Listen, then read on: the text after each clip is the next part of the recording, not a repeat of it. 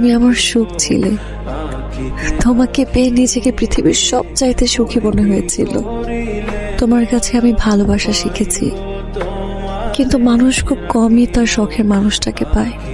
আমিও পেলাম না।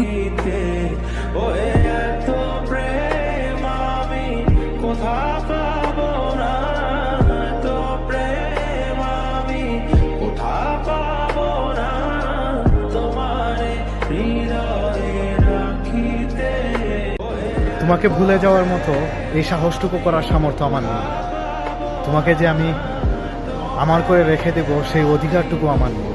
কিন্তু তোমাকে আমি ভালোবাসি, অনেক ভালোবাসি। কারণ ভালোবাসতে যে কোনো অনুমতি লাগে না।